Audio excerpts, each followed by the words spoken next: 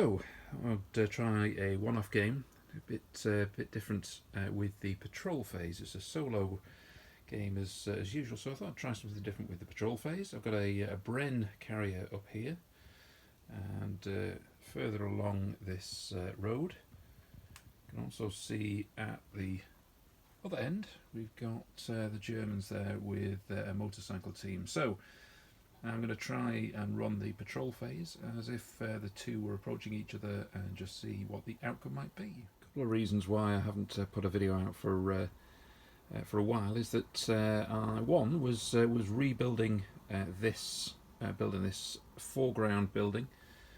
It's been hard to use this because of its size, so what I decided to do was to try and put something together, put this sort of kitchen on the back to it, and make a bit more use of it, so it'll be the feature of this game to see whether the Germans or the British ultimately get control. And the second is that I'm also completely changing in terms of theatres, so watch out in the near future for the start of some war games in the Vietnam War period. So that's to follow, but let's play this one-off game, and let's start with the patrol phase.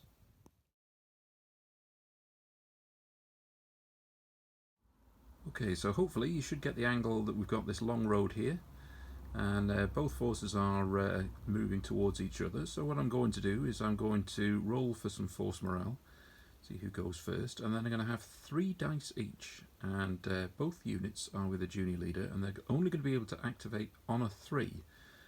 That would count if it was a 1 and 2, and we're also going to have additional phases if we get a double roll, and yeah, let's see how this works. First of all, let's have a look at force morale, see who would go first. Typically it's a 6 for each. I'll say that morale is high, but we'll have the Germans going first with the black dice. So if this was the phase, do we get any 3s? No, we don't, so we pass to the British. Activate the Bren carrier? Yes, we do. Okay, well I'm going to say that neither unit can be going flat out, so it's 2d6. For the Bren carrier, you get, we're on the road, so we get an additional 2 inches for each dice. Okay, so 5, so we get 9 inches. Okay, that's as far as they've got. Okay, this time it's the Germans. I know on the last phase we could have had a 2 with the 2 1s, but well, I'm only doing it on movement on a 3 for the junior leader. So let's see if they can move this time. No, they can't. So it's a bit of hesitation, and the Germans stay here. Over to the British. Do we get a 3? No. Germans this time, yes we do. With them being a wheeled vehicle, they get double of this roll, so 12 inches. Well, the Germans have got here, but they're obscured by that tree, so we're going all the way down the road, so therefore we can't see each other, so it's over to the British. No 3 though. And we do have a 3 for the Germans. And, double this. It's only 6 inches in total, but I think we could get some contact. And we've got contact. So we look all the way down the road here. We've then got our German forces at the end. So let's see whether the British will act. They've got a 3, and they will do. Right, the British are going to fire, so we'll fire with the Bren team. We've got, or the Bren gun I should say, it's needing 5s to hit, and we've got 3 hits. I think the unit are with soft cover, I think, when they're on motorcycles, so we're going to say 4-5 for shock, 6 to kill. 2 points of shock. So will the Germans react? We've got a 1 and a 2, so we will do. Question is, what would the Germans do? The reality is, in relation to the Bren carrier, they are a long way away.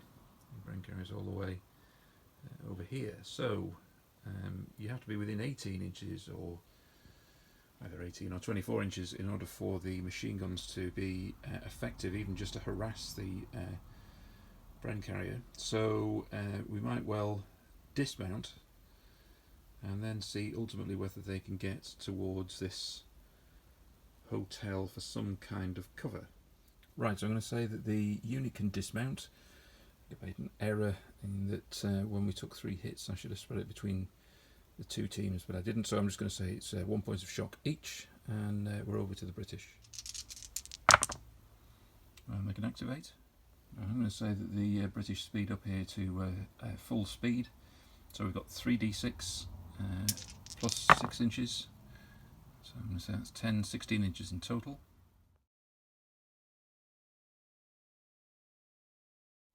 Germans are now out of sight, so let's see if they can be activated. Yes, they can. Right, and although we're going to have 1 point of shock added to each of the team in a second, he's going to order them, the unit, to move at the double towards the cover of this building. So we would get a total of 13. We need to take off 1 each for the existing shock. So, a little rusty on the rules, obviously, but I think I've moved them at 12 inches, taken an inch off, so they're moving as a section, but they both gain an additional point of shock because they've moved at the double, so that's where we've got to. Bren carrier doesn't move. Maybe that's good news for the Germans, and they can move. I think the junior leader could take off 1 point of shock, but it'll order them to move at the double again. Why wouldn't you when you think you're in danger, so they can get towards this hotel and get some kind of security. Far they go, so 12 inches. Less what they've got already, so we're going to say I'm going to allow them to go 10 inches in total. Pretty good fortune, I think, for the Germans that the Bren carrier couldn't get closer for this. It means that their MG team, we've gone past this sort of little shed, gone into a defensive position, and the rest of the units, the rifles, are just running past them. British can be activated. I still think they'll be pursuing them at full pelt, so let's see how far they go. Not very far at all, so that's a total only of 10 inches. So this is as far as we've got. The British they can almost see the Germans. It's just the angle I think is a little tough, but if they move slightly forward they will be able to see them in the next phase, although this is a German phase. But the same rules apply in terms of the within 12 inches. Once we have to freeze, as it were, then what we have to work out is where would the jump off points be. Can the Germans be activated? Yes, they can. So the junior leader is going to order the machine gun team to go on Overwatch, whilst moving the rifle team up towards the back of the building. I've taken the roof off here. We've got a door at the back and it can get at it via these steps. However, we've only got 2d6 of movement, and we've got to move, or get rid of, 3 inches on this roll. That's -3, 5 inches. Are the British activated? No, they aren't. Germans, can they go? No, they can't either. The Germans could have closed the patrol phase off, then if they could have been activated, but they'll have another go because the British can't go here either. Indecision by both parties, and the Germans can be activated. Junior leader takes a point of shock off, and then he's going to order the unit to move into the building. With that, we lose the lowest dice, and we have to remove 2 inches in terms of movement. So, 2 inches into the building. Right, so I'm going to call it at that point, because the British, if they move forward, they'll be within 12 inches either of the units that are just moving into the building or the machine gun team that's hiding there behind this building. Okay, so at the end of that, I'm going to say that the Germans, I think, got the better hand of that with a bit of caution from the British, and as a consequence, I've got 3 jump-off points for the Germans. I've got 2 close to the hotel, so we've got 1 here, just by that tree, and 1 at the back there, just by this wall, and finally, we've got some cover there with the cemetery. So for the British, a bit of dithering unfortunately, which means their jump-off points are further back here. 1 by the hedge, another by the light wood area, and a 3rd right at the back here.